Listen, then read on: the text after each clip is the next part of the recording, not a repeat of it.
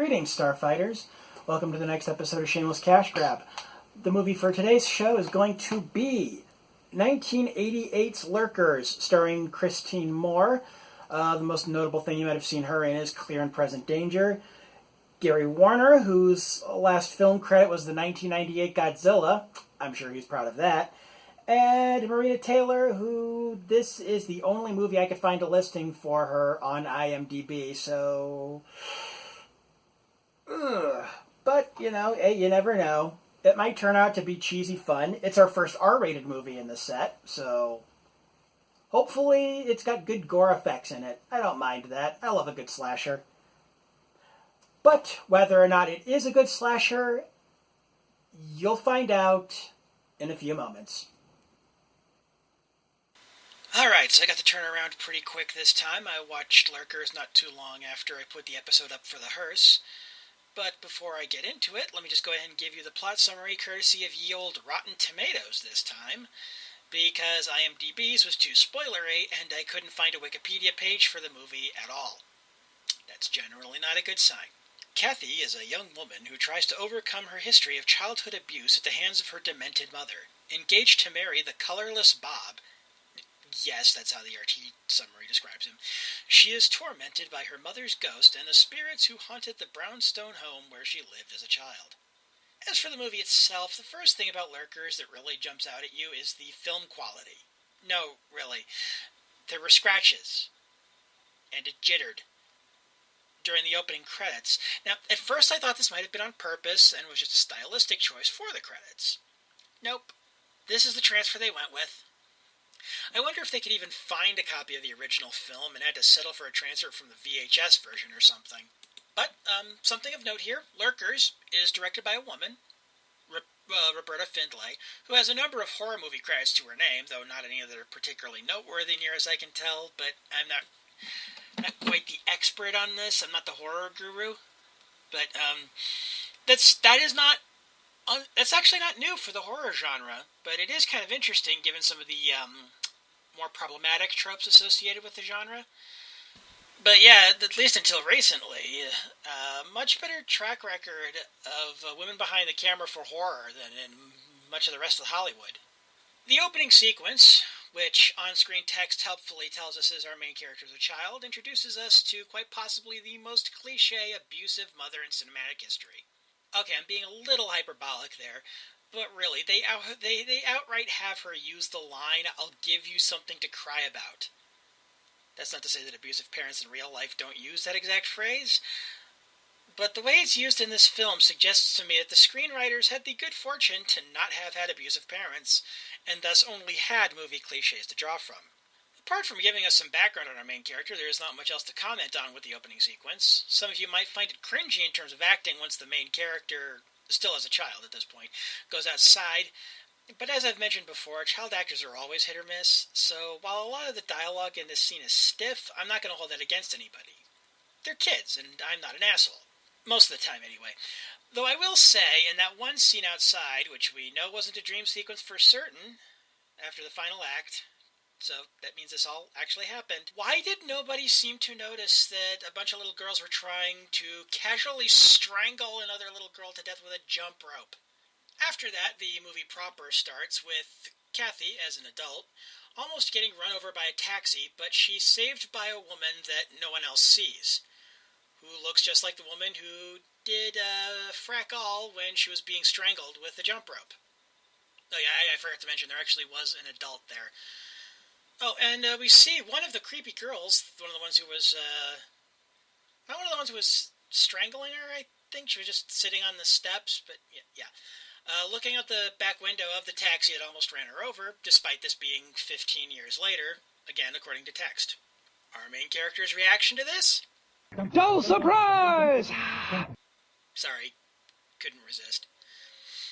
Anyway, I took this and an earlier scene where Kathy seemed to see ghosts in her bedroom as a child and also severely underreacted to mean we were going for a ghost story instead of a slasher story. And I was somewhat right, but we'll get to that. I'm already getting the feeling, though, at this point in the film, that that kind of storytelling would be above this movie's pay grade. I am also right about that. Anyway, here we meet Kathy's fiancé, Bob, and they start talking, and we immediately wish they hadn't, because these two have such a lack of chemistry they make 7 of 9 and Chakotay look like Luke and Lorelai. We also learn that Kathy has a brother who we saw no sign of in the flashbacks, and who I don't recall seeing any sign of in the next flashbacks either. Last-minute addition to the plot? Last-minute addition to the script? Was the guy playing the priest a friend of the director or something? I don't know. It does seem like an odd thing to gloss over. Yeah, after this, we get some shenanigans. I'm not even going to bother with it. And we jump to the fiancé's job. Apparently he's a fashion photographer. Here we get some more shenanigans, this time involving boring conversation delivered over some gratuitous nudity. Which, to be honest, I'm surprised they let slide in a Stranger Things cash-in, given that show was fairly PG-13. Yeah, at first, I eye-rolled at this scene, but then it kind of hit me. This scene is actually kind of brilliant in a way. I mean, in any other movie, this kind of scene would flunk the Bechdel test right away. But despite the cheesecake, the two women aren't talking about a man. Well, one of them mentions a judge using male pronouns, but they aren't talking about him as an object of desire for either of them.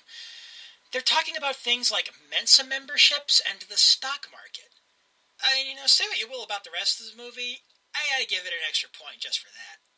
The creepy girl from the flashback and the taxi shows up again in a recording studio where Kathy works. She's a musician, not a singer. She plays bass, I think. I gotta be honest, I don't know my instruments as well as I should, considering how much I love music, but the scene where she freaks out at seeing the creepy girl is undermined by several things. One, if she didn't recognize the apparition that saved her, why did she recognize the creepy girl? Two, if she didn't recognize the creepy girl from her childhood and thought this was just her second appearance after the taxi, why is she convinced, as she tells her fiancé later, that something is after her? And three, she sees the creepy girl while a failed attempt at humor is going on in the background.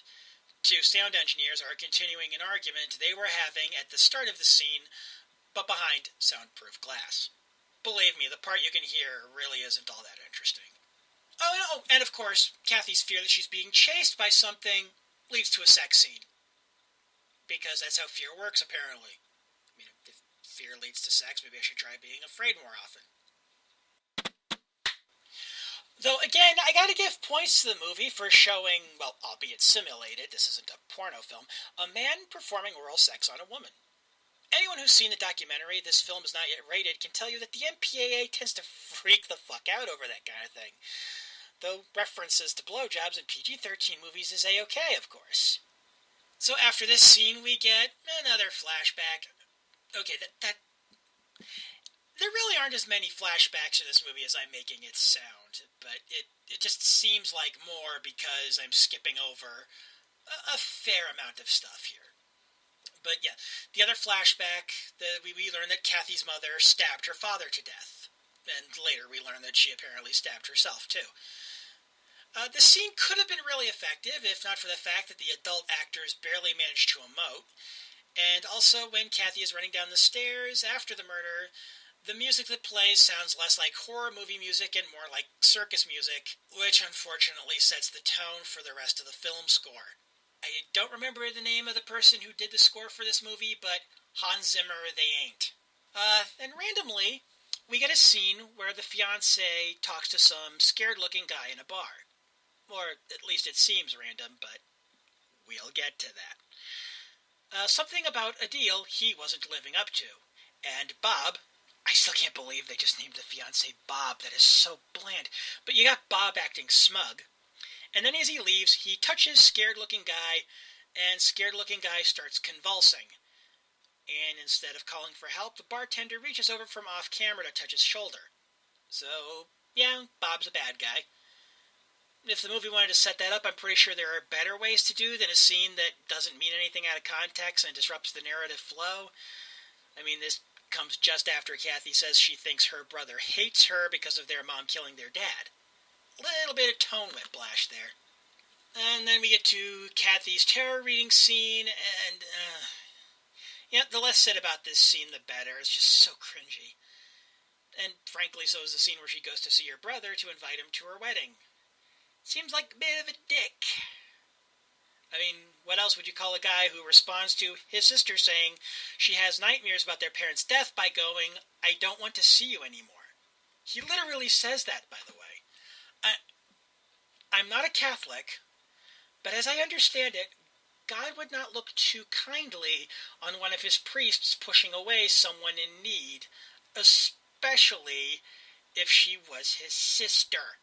And then we get the creepy girl again, who proceeds to lose her creepiness when she says, "Go home, Kathy." Now, I'm not blaming the kid for this. Yes, the line delivery is stilted, but again, mixed bag with child actors. But was it the director or the screenwriter that thought having the creepy girl talk at all was a good idea? She was barely working as a horror element when she was silent. Oh, and the score cuts out abruptly during the transition to the next scene. Can't tell if it's the composer, the editor, or some combination thereof. Say what you will about the hearse and its laughable overuse of meaningful piano music, at least it flowed. Shortly after this we get some casual homophobia. That's been surprisingly but pleasantly absent these last 6 movies. I suppose expecting to go 11 whole 80s movies without at least one offensive gay joke was too much to ask. And of course, it's Bob who says the line. Is anyone shocked? Speaking of Bob, we see him later back in the same bar he was in during the scared-looking guy sequence I mentioned earlier. Only it's not actually a bar, but a restaurant. It just looked like a bar in that first scene because of how it was shot. Or at least it did to me. My fault or the filmmakers? You decide. Anyway, now we have him flirting with the waitress, and I have to wonder, if the movie wanted to show us that Bob is a cheater, wouldn't the time to do that have been at his job, where he has a woman business partner, Monica, who is comfortable enough around him to talk about wanting to meet Kathy while she's changing her shirt? Or where we see 2 briefly topless models? Seems like that would have been the place to set up this aspect of the character. I mean, hell, Kathy doesn't show any sign of having concerns about Monica either, until about the halfway point of the movie when she starts acting jealous right the hell out of nowhere. Consistency! The evil circus music rears its ugly head again in a nightmare sequence where Kathy's mother tries to drown her in the bathtub. Not in the flashback, as this is adult Kathy we're talking about. Not that the scene is that scary to begin with, on account of the actress playing Kathy's mother looking about as intimidating as Lucille Ball, but the music is just not helping. In fact, I'm going to go so far as to say that even more than the acting and the editing, more of which I'll get to later, the music is arguably this film's biggest weakness. So after this, Kathy and Bob are driving to Monica's party. Arguably one of the whitest things I've ever had to say in my entire life, when the woman who saved Kathy earlier in the movie and appeared, looking the same age I might add, as she did when Kathy was almost being strangled to death as a child, shows up. And suddenly Bob can see her. Okay. Oh, and Kathy lets her into their car, because... Anyway, we get to the place where the party is at, and I am completely distracted from what's going on by a sign in the parking garage. No Audi 5000s. Okay, I was 6 when this movie came out. The only car I had really any experience to speak with at that point was an AMC Gremlin. But was this a common thing in the 80s for parking garages to ban a very specific type of car? I mean, I'd look it up, but I'm actually worried the real answer would be too bland. Anyway, I know I say anyway a lot, but it's my thing. So, get this. The building where the party is at, it used to be the apartment building where Kathy lived as a child, and where the 2 girls almost strangled her, and where her mom killed her dad, and where she saw ghosts, or as her mother called them, lurkers. Hey, title drop. But yeah, Bob and Monica just happened to be throwing this business party at Kathy's childhood home after the woman who has saved Kathy twice now told her, and I quote, "Don't go home." That's a reveal that deserved a better movie. I have no real complaints about the setup, reminder, and payoff here, aside from nitpicks that I'm not going to bother going into. I just wish it had been put in the hands of a better director and better actors. Because I can picture this scene happening pretty much exactly the way it happened in the movie, right down to the dialogue, but being delivered by actors who actually give a shit and being filmed by a director who's not there for a paycheck, and it works. The way I'm picturing it in my head totally works. Then suddenly Kathy, waiting outside while Bob goes into the building to get something. I don't know, I was distracted.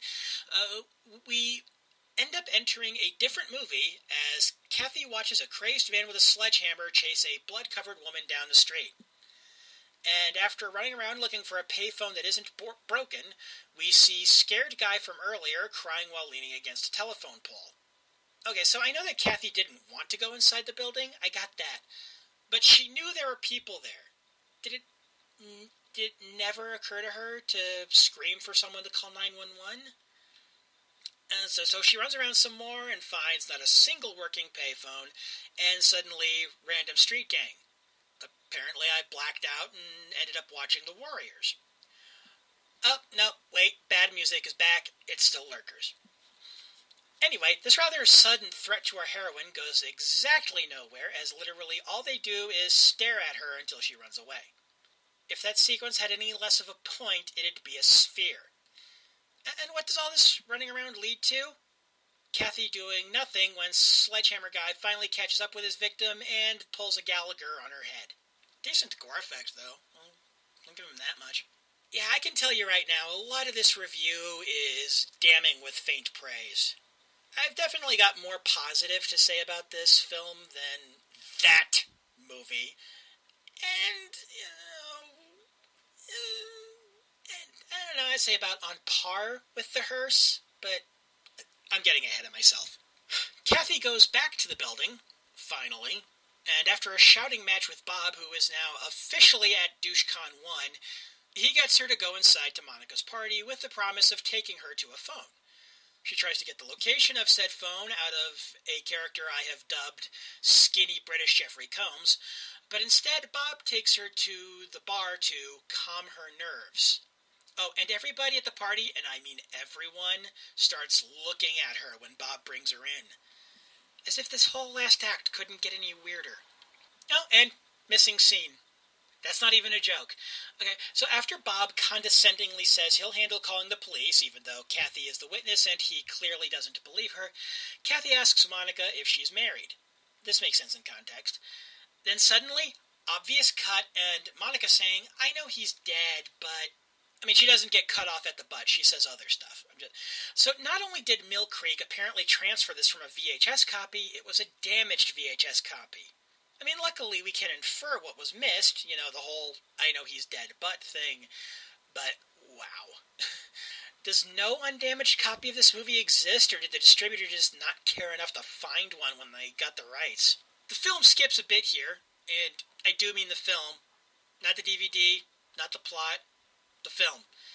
It even jumps a little, like it was put in the projector wrong. It is distracting as hell. Kathy finally starts looking for Bob, wondering correctly that it should not take that long to call the police, and she runs across her friend Rita from the tarot scene I skipped over earlier. In the bathroom, apparently doing a beer bong. That was out of nowhere, but I think it's safe to say at this point that Kathy is the victim of a convoluted plot to drive her insane that wouldn't make sense except for what we learn later. So, again, I mean, damning the movie with faint praise, at least it doesn't leave too many unanswered questions. After that, we see Bob, Monica, skinny British Jeffrey Combs, and scared-looking guy in the dark room. But, oh yeah, the party is being held at the photography the photography studio. God damn it, I am stumbling over my words today. Where Bob worked at. Kathy is listening outside while the four are arguing about the contents of a suitcase, which turns out to be full of cocaine and... Wait, what? Yeah, I thought this was a horror movie. When did it suddenly turn into Scarface? Oh, and it turns out that I was right. Bob and Monica are plotting to do something with Kathy. What a shock. It's at that point that Sledgehammer Guy shows up again to kill easily scared-looking guy. I almost accidentally created another character there. He does it without the sledgehammer, though. But, while he's doing it, Bob watches and laughs. So if there was any doubt that Bob is evil before this point, well, then you weren't paying attention, were you? And, I'm not even going to try and describe the rest of what happens at the party, because I'm not even sure I can. But I'll just go ahead and skip to the end. Kathy falls off the roof and dies. Okay, there's a little more to it than that. See, apparently everyone born in this building, and those are Bob's exact words, because apparently everyone who lived in this brownstone had a home birth, everyone born in the building is evil, because the building is technically part of hell. Yes, really. And apparently, Kathy was actually supposed to have died when she was a kid with the whole jump rope strangulation thing, and Satan, yeah, this is the second movie in a row to involve Satan, wants to, and I quote, balance the books. Okay. And the girl we saw Bob cheating with earlier and Kathy's brother are set up to be the next victims. So the supernatural stuff actually did make sense in hindsight. So, well, at least I'm not confused. The end. Stranger Things similarities. I got nothing. I don't know why they put this movie in a Stranger Things cash-in set. The hearse was a better fit, and I really had to stretch for a connection there. Final verdict? I'm not mad, movie. I'm just disappointed. Lurkers had the potential to be a solid horror movie. Nothing groundbreaking, but enjoyable. B minus at the worst. But there are 3 reasons it fails. 1. While in a few ways it actually is a bit more progressive than your average horror film, that positive is not enough to undo the negative. For every annoying 80s movie cliche it manages to avoid, and frankly some of those cliches are true up to now, it plays like 2 more painfully straight. 2. The acting. Nobody in this film really sells their part, and I mean no one. While that can be forgiven with the children from the adults, there is no excuse. 3. The score. Oy vey, the score. I've heard worse film scores in some of the movies that the likes of The Cinema Snob or Obscurus Lupa have reviewed, but this is still pretty bad. At one point, the music even drowns out the dialogue, and based on the conversation that was going on in the scene at the time, I don't think there was a thematic choice like it was in Interstellar. And frankly, it kind of annoyed me in Interstellar, too.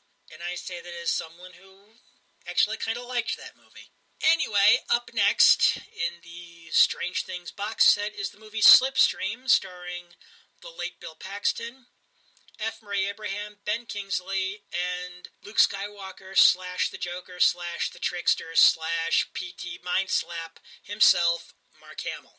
I have seen this movie before, much like with Krull. Unlike with Krull, I don't remember dick about it, so I might as well be watching it for the first time. Talk to you then.